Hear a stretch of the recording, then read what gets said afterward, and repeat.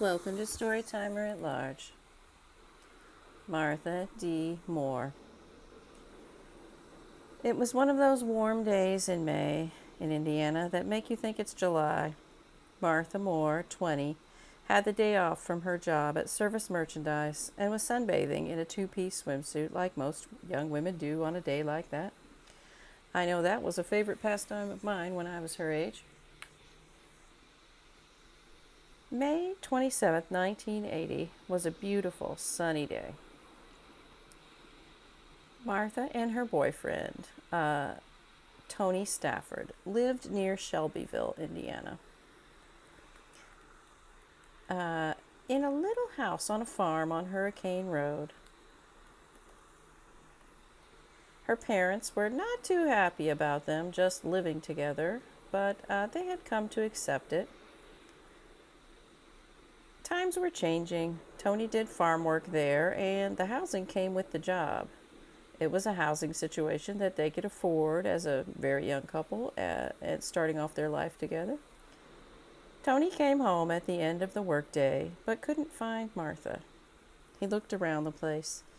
He went to his landlord, Norman Brewer, to use the phone and call the police. And he reported her missing then, like almost immediately, because this was so unusual. The couple did not have a phone yet at their home. Martha hadn't taken her purse, any clothes, or shoes. Tony was immediately very worried. Martha Diane Mohr was born on April 6, 1960, to Norman and Edith Coffey Mohr. She grew up in Indiana. She had graduated from high school only 2 years before. Her life as an adult was just getting started. A farm worker found her body early in the morning on May 30th. She was actually not too far from home. In fact, her trailer could be seen from the spot where her body was found near a barn. She was still wearing her bathing suit. Her boyfriend, Tony Stafford, was questioned by the police. It became obvious that he had not known where she was and had not had anything to do with her death. An autopsy was performed at the Johnson County Hospital morgue.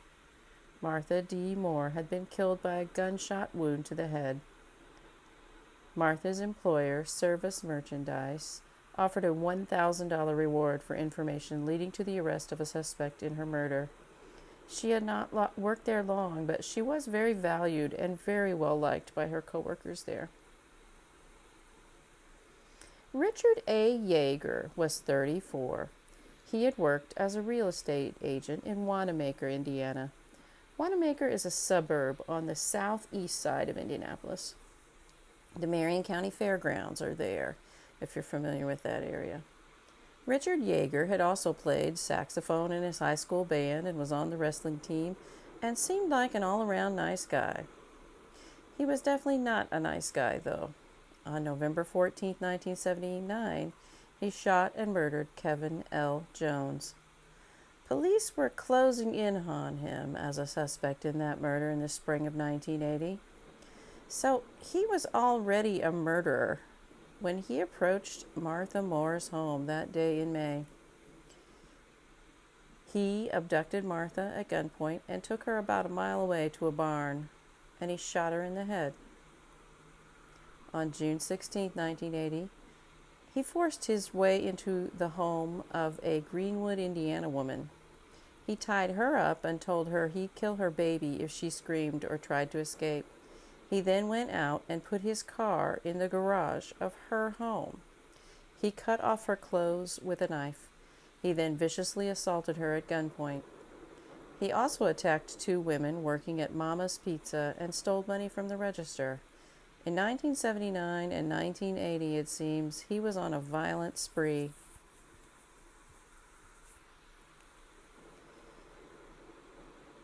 At first, he pled innocent to all his crimes. Ballistics connected him to the murders, however, and he eventually pled guilty and confessed. He was sentenced to 50 years for Martha's murder. He had several other charges at the time from other crimes. He spent much of 1980 in courtrooms. He was given other sentences for the home invasion and rape of the woman in Greenwood and for the murder of Kevin L. Jones in November of 1979. Because of the plea deal arrangement, he was able to serve all of his sentences concurrently. He would be eligible for release much earlier than the 50 years. If he had good behavior in prison, he could be free much sooner.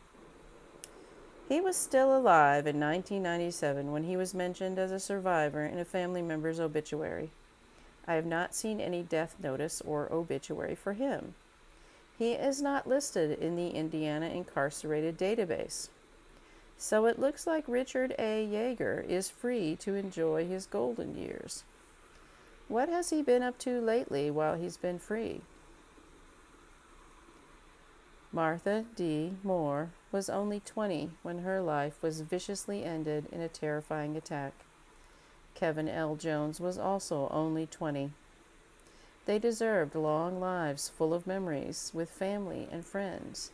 They should be here now enjoying their golden years.